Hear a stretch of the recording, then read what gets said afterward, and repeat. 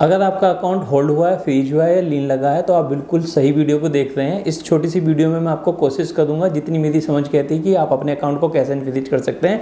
Hi friends, I am advocate Deepak.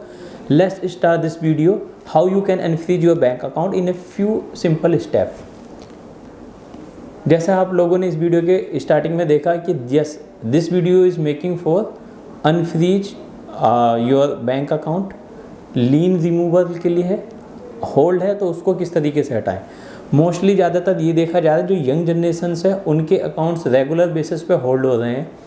Regular basis पे hold होने का रीज़न क्या है कि या तो उन्होंने अपना अकाउंट किसी फ्रेंड्स को रेंट पे दिया या किसी उनके फ्रेंड्स ने उनके अकाउंट में वहाँ पर पेमेंट मंगाई। सेकंड रीज़न, आप गेमिंग साइटों पर जाके गेम खेलते हैं और वहाँ पर भी आपको ऐसे लुभावने ऑफर दिए जाते हैं या अर्निंग के ऑप्शन दिए जाते हैं, आप उनको प्ले करते हैं और वहाँ से अर्निंग ऑप्शन करते हैं, उनके जो पेमेंट आती है उसके रीजन के कारण।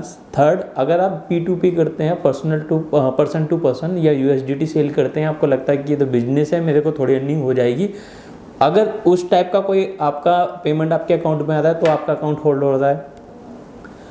नेक्स्ट क्या है कि अभी बहुत सारे ऐसे भी ऑप्शन आ रहे हैं आपके पास जहां पर आपको डेली बेसिस पे टास्क दिए जाते हैं, आप उन टास्क को रेगुलर बेसिस पे कंप्लीट करते हैं और आपको एक अमाउंट आता है। आपको नहीं पता जो अमाउंट आपको मिल रहा है वो किसी सस्पिशियस अकाउंट या एक फ्रॉडेंट अकाउंट है जहां पर वैसी एक्टिविटी में इन्वॉल्व है और वहां से आपको पैसा आ रहा है। तो 100% जब इन्वेस्टिगेशन होगा साइबर सेल के थ्रू के द्वारा किसी पर्टिकुलर पर्सन की कंप्लेन पर, तब अगर वो डिडक्ट होता है कि आपके पास आया है। लेयर बेसिस पे काम होता है। एमश्योर आपने अगर पहली वीडियो देखी होंगी तो आपको पता होगा लेयर सिस्टम क्या है। अगर आपके पास वैसा कुछ अमाउंट आया तो आपका अकाउंट भी होल्ड हो जाएगा।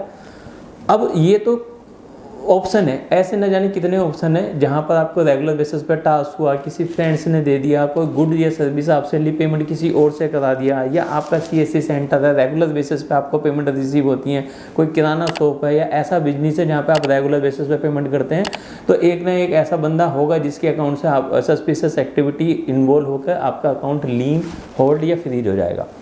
तो ये तो प्रॉब्लम्स हुई। अब इनका सोल्यूशन क्या है? रेगुलर बेसिस पे ये सबसे ज़्यादा सरदर्द है यंग जनरेशन का कि सर अकाउंट होल्ड हो गया, मुझे पुलिस तो नहीं अरेस्ट कर लेगी, मुझे पता ही नहीं है कहाँ से मेरे अकाउंट में पेमेंट आया, मैं तो सिर्फ रेगुलर बेसिस पे CSC सेंटर चला रहा हूँ, मैं तो डेली बेसिस का काम करता हूँ, मैं ये तो पूछूंगा नहीं बंदे से कि भाई तू पेमेंट कहाँ से लेकर आता है, पहले मेरे को अथॉरिटी दिखा या ये मेरे को प्रूफ कर कि तूने किसी फ्रॉड अकाउंट से तो नहीं लिया। रेगुलर बेसिस पे छोटे बिजनेस में इस तरीके की एक्टिविटी नहीं होती हैं, बड़े में भी नहीं होती हैं। अगर किसी भी वजह से इनमें से या और भी कोई ऐसे आपके पास एक्सपीरियंस हैं जिनकी वजह से आपका अकाउंट होल्ड हुआ है, तो देखिए आप 3 से 4 सिंपल स्टेप प्रोसेस कर सकते हैं जिनकी हेल्प से आपका जो है सॉल्यूशन मिल सकता है। अदरवाइज़ एक प्रोफेशनल की तो आपको हेल्प लेनी पड़ेगी। अगर आपको ऐसा लगता है कि ऐसा काम नहीं चला तो आप एक प्रोफेशनल किसी भी बेस्ट एडवोकेट या लॉयर आपके आसपास हो या हम लोगों के साथ भी कंसल्टेशन आप कर सकते हैं। एक चीज़ और मैं बता देता हूँ बीच में, सैटरडे आप मुझे कॉल करेंगे तो मेरे लाइव सेशन चलते हैं, वहाँ पर मैं फ्री कंसल्टेशन देता हूँ। आपको क्या करना है, जैसे चैनल सब्सक्राइब करोगे आपको वो ऑप्शन वहाँ पर जब सैटरडे को सेशन लाइव होगा आपको बिलिंग करेगा, आप उसको ज्वाइन करके फ्री ऑफ कॉस्ट में पूछ सकते हो।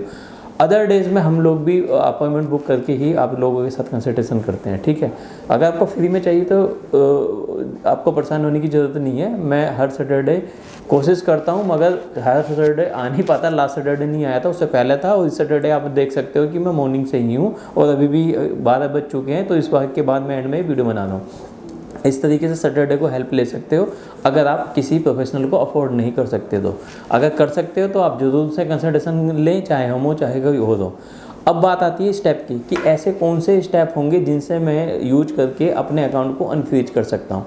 देखिए, सबसे पहले मैं आपको बता दूँ, ज़्यादा जो एक्टिव सेल्स हैं तेलंगाना, कर्नाटका, केरला, गुजरात है ना, साइबर सेल दिल्ली है, पर वो आपको ओके में, क्योंकि दिल्ली की जो साइबर सेल है वो आपको रिप्लाई भी करती है और ओके कर देती है। राजस्थान है ना, राजस्थान के अलावा अगर जो किसी और ऐसी एक्टिविटी जैसे साउथ वाली हैं वहाँ पर, या फिर वेस्ट बंगाल की हुई, असम की हुई है ना, वहाँ पर क्या चैलेंजेज आता है, आप उनके साथ जो आपके IO इन्वेस्टिगेशन ऑफिसर जो आपको बैंक में जाएंगे, आप बैंक आपको पूरी डिटेल बताएगा कि इस साइबर सेल से मुझे नोटिस मिला है, इस पर्टिकुलर नोटिस के कारण हम लोगों ने आपका अकाउंट होल्ड किया है और ये इन्फॉर्मेशन है, यानी कि एक्नॉलेजमेंट नंबर है और ये उनकी इन्फॉर्मेशन है, ईमेल ID आपको वहाँ पर IO इन्वेस्टिगेशन ऑफिसर का नंबर दिया जाता है।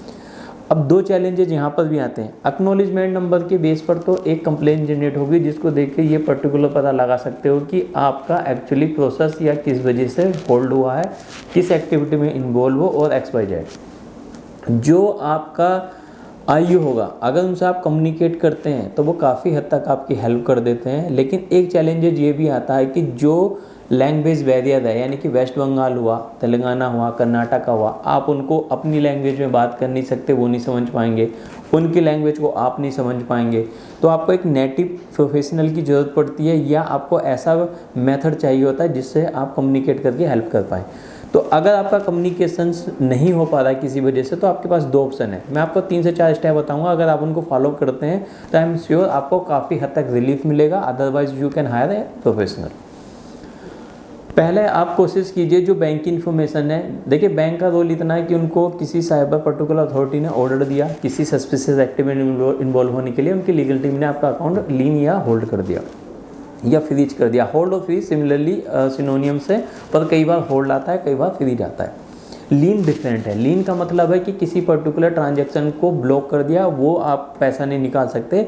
रेस्ट आपका अकाउंट एक्टिव है, आप internet banking, card payments, UPI सब यूज कर सकते हैं। जब हम होल्ड या फ्रीज होने की बात करते हैं, दैट्स मीन्स कि आप ना तो अपना UPI यूज कर सकते हैं, ना ही आपका अब ATM या कुछ और, आपका डेबिट पूरा फ्रीज कर दिया, आपका अकाउंट को होल्ड लगा दिया। तब तक उनको NOC नो ऑब्जेक्शन सर्टिफिकेट उस ही अथॉरिटी से नहीं मिलेगा, तब तक वो अनफ्रीज नहीं करेंगे या अनहोल्ड नहीं करेंगे। तो पहला प्रोसेस तो मैंने बताया कि अगर लैंग्वेज बैरियर है तब आप क्या कर सकते हैं, एक प्रॉपरली एक मेल ड्राफ्ट कर सकते हैं उस पर्टिकुलर साइबर सेल के जो मेल बैंक ने दिए CC2 करने के बाद, CC उनके अथॉरिटी को करने के बाद। उसमें भी एक चैलेंजेज आता है। पहला चैलेंजेस तो हमारा आईओ फ़ोन नहीं उठा रहा, सेकंड हमारा उठा रहे हैं तो लैंग्वेज बैरियर है, थर्ड हमारा क्या है कि अगर हमने मेल डाली तो उसका रिप्लाई नहीं आता। देखिए रिप्लाई ना आने का ऐसा तो नहीं है कि आपसे कोई पर्टिकुलर उनकी जाति दुश्मनी है। कई बार आज अब देखोगे जैसे जैसे इंटरनेट यूज का बढ़ रहा है यूजेज, वैसे ही क्राइम भी बढ़ रहा है। बंदे कम हैं, काम वर्क प्रेशर ज़्यादा है, तो वो भी क्या करते हैं कि कहीं रिपोर्टिंग में होंगे, कहीं कोर्ट में जाएंगे, कहीं सुपीरियर की मीटिंग में होंगे, कहीं SP साहब को रिपोर्ट करना, या SP साहब को होंगे तो ऊपर रिपोर्ट करना, कहीं और रेगुलर बेसिस की मीटिंग, प्लस साइबर के अलावा और भी टास्क होंगे। उन केसों में रहने की वजह से मे भी पॉसिबिलिटी है कि वो आपकी कॉल ना अटेंड कर पाएँ, या जब कर पाएँ जब वो इतना टाइम ना दे पाएँ, तो आप एक मेल उनको ड्राफ्ट करेंगे जिसमें आप अपनी पूरा चिट्ठा लिखेंगे कि मेरे साथ ये हुआ, जब मैं गया मेरा एक्नॉलेजमेंट नंबर ये था, मेरे ये चैलेंजेज हैं। अब चैलेंजेज में आएगा क्या, USDT क्यों करा, या गेम क्यों खेला, सस्पिशियस से क्यों मंगाया, अगर इनोसेंट हो किसी लेयर में गया तो क्यों हुआ। ये सब चीज़ें एक अलग सेकंड मुद्दा है, पर पहला तो ये है कि भाई आपका कम्युनिकेशन बैरियर ना आए। जैसे कि अगर आपसे बात करते हैं कि फ़ोन का, तो लैंग्वेज बैरियर रिमूव हुआ, सेकेंड मेल डाल दी। थर्ड, अगर मेल का भी रिप्लाई आपको 4 से 5 दिन में नहीं आता या मैक्सिमम वीक में नहीं आता, तब आपको एक रिमाइंडर मेल फिर से उनको वापस डालना है और रिमाइंडर 3 डालना है। जब आप सब्जेक्ट लाइन लिखते हैं तो उसमें रिमाइंडर 1 रिमाइंडर 2 भी डालें, ठीक है।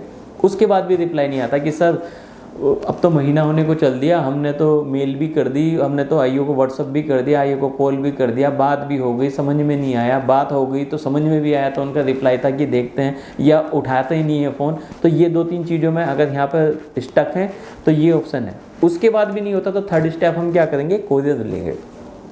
कोरियर मतलब एक पूरा प्रॉपर तरीके से एनवलप में सारी चीज़ें अपना प्रिंट आउट निकाल के अपना एप्लीकेशन लगाएंगे, और जो आपके बैंक ने आपको इन्फॉर्मेशन दी है सर्वर सेल की, उनको वहाँ पे कोरियर कर देंगे, ठीक है। एक कॉपी SP साहब को कर देंगे और जो कोरियर की रिसिप्ट है उसको रख लेंगे।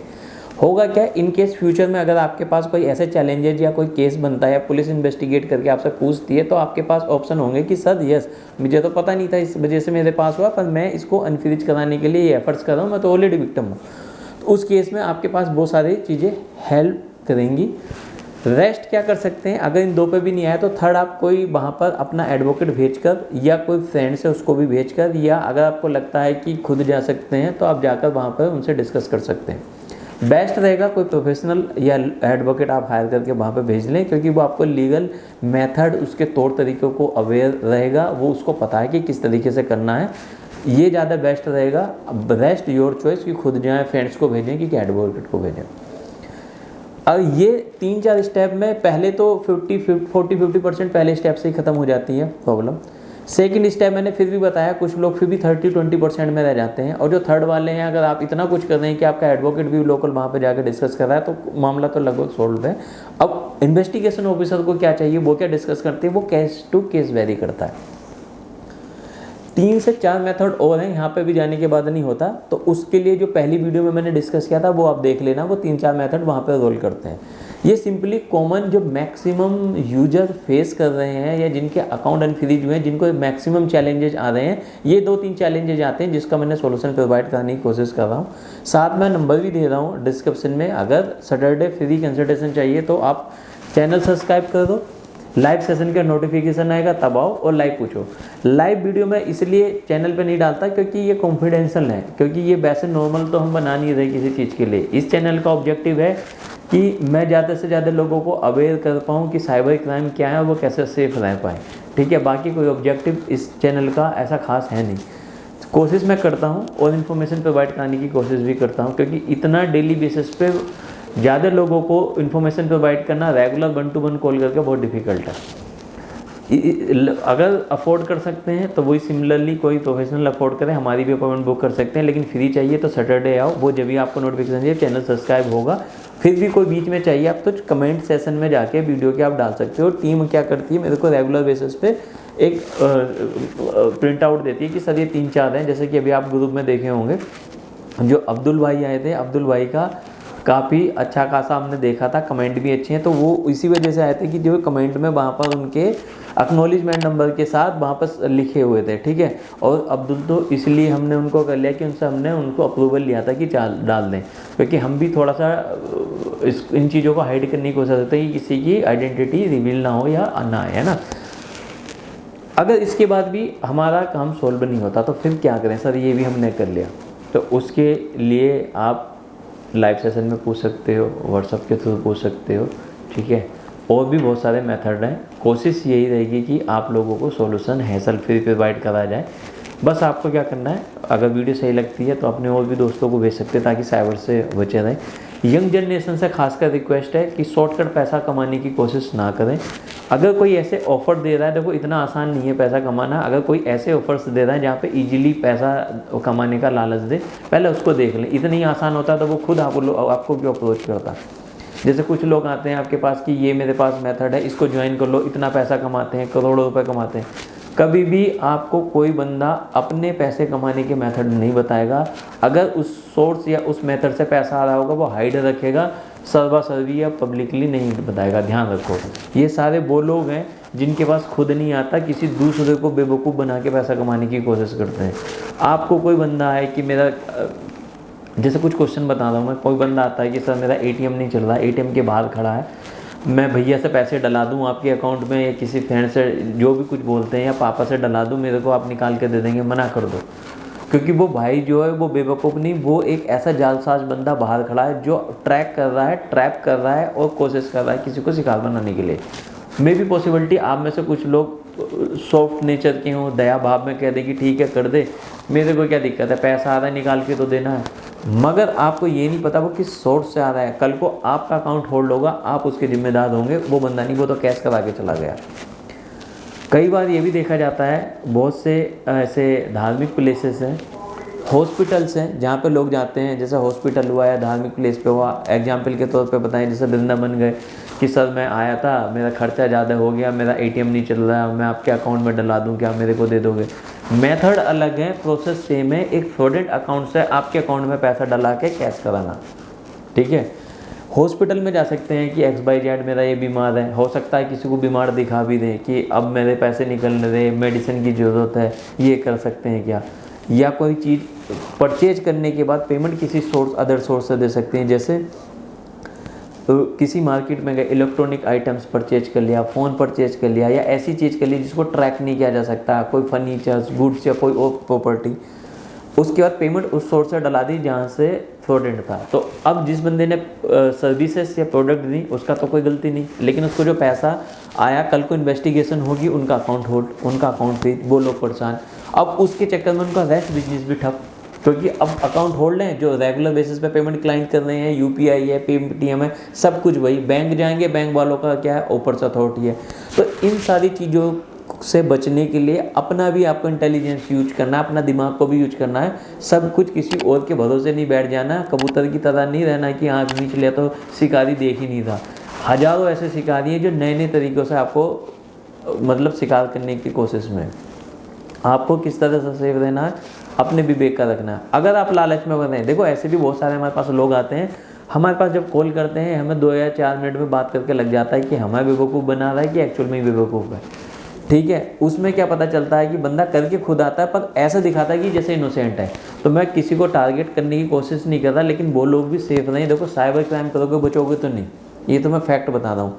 हम लोग हैं, गवर्नमेंट के इतने और भी प्रोग्राम चल रहे हैं, 1930 इतना एक्टिव कर दिया, ऑनलाइन पोर्टल है, जितने टेलीकम्युनिकेशन है उन सबको मैसेज आते हैं रेगुलर। मैं अगर अपने आईफोन पे दिखाता हूँ आपको, रेगुलर बेसिस पे मुझे भी मैसेज आते हैं कि सर इसको ज्वाइन कीजिए या क्लिक कीजिए, या APK फाइल आपको डाउनलोड करा के पूरा हैक करने के बाद आपका अकाउंट ही साफ करने का उनका मोटिव हो या कुछ हो, तो आपको क्या करना है, कोई भी फर्जी चीज़ों को आपने फ़ोन पर इंस्टॉल नहीं करना, कोई APK फाइल नहीं करना, अनवांटेड लिंक नहीं आपको क्लिक करना। पहले एक मेल आती थी कि आपका लकी ड्रॉ निकला है, आपको सिर्फ कोरियर का चार्जेस देना है, मैं आपको आपका ये प्रोडक्ट या सर्विस या कूपन भेज दूंगा, या आपका जो भी लॉटरी निकली उसका टिकट भेज दूंगा। वो पुराने थे, अब कुछ थोड़े से लेटेस्ट हो गए। मोटिव उन स्पैमर का सेम है, आप लोगों को फाइनेंशियली लॉस पहुँचाना या वैल्यू को आपके लॉस पहुँचाना, ये आपके ऊपर है। इस वीडियो में जितना हम कर सकते थे आपको बताने की कोशिश कर रहे हैं, रेस्ट आपके ऊपर भी है। सेफ रहे और अपनी जो है साइबर क्राइम से भी सेफ रहने की कोशिश करें। जो अपने छोटे भाई बहन या अड़ोसी पड़ोसी या दोस्त हैं उनको भी बताएं कि अगर आपको कोई ऐसी कॉल आ रही है या आपको कोई लुभावने ऑफर आ रहे हैं या आपको कोई आपका अकाउंट रेंट पे मांग रहा है या बोल रहा है कि जैसे स्टूडेंट मेरे पास कई सारे आए थे कि सर हमारे साथ क्या हुआ कि हम लोगों को एक भैया थे सीनियर थे, उन्होंने बोला कि मेरे घर से पेमेंट आती है, मेरे अकाउंट नहीं चल रहा, आपके अकाउंट में मंगा देते हैं, कुछ पैसा तू भी ले लेना।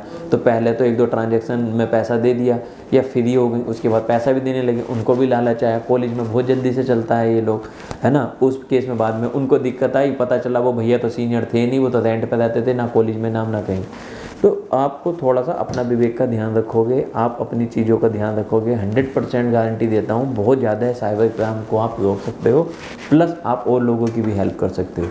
इस वाली वीडियो में मैं इसी को टारगेट करा, इसीलिए नेक्स्ट और भी बहुत सारे हैं। सिर्फ अकाउंट में पैसा लेना ही साइबर क्राइम नहीं है, फिशिंग एक्टिविटी, डिजिटल अरेस्ट जो लेटेस्ट ट्रेंडिंग पर है, ठीक है। उसके अलावा आपको स्पैम कॉल आ रही है, कोई आपको पुलिस वाला बन के कॉल कर रहा है। यार दिमाग से सोचो, पुलिस वाले तो थाने में जाकर ढंग से नहीं सुनते, तुम्हें कॉल करके वो बताएंगे कि तुम्हारा पार्सल मिला है, हम तुम्हें अरेस्ट कर रहे हैं। हमारे देश का जो सॉरी कोई पुलिस वाला हो तो मतलब मैं सिस्टम पे बोल रहा हूँ, चीज़ों पे नहीं। हमारे देश के पुलिस वाले तो उनके पास जाओगे वो तब भी इतना आसानी से काम नहीं करते बेचारे, जो आप ऑनलाइन आपको बोल के बोलेंगे कि मैं अब डिजिटल अरेस्ट कर रहा हूँ या मैं अरेस्ट करने आ रहा हूँ या तुमने ये क्राइम किया। सब जालसाजी है। पहली चीज़ दिमाग में रखो, अगर गलती की है तो उस चीज़ को सुधारने की कोशिश की, और गलती नहीं की है तो डरने की बिल्कुल भी ज़रूरत नहीं है, कोई ऐसी दिक्कत नहीं है। बाकी बहुत सारी चीज़ें हैं, पुलिस है, एडवोकेट है, शासन है, प्रशासन है, जितनी हेल्प हो सकती है हम करेंगे। Thanks for watching this video.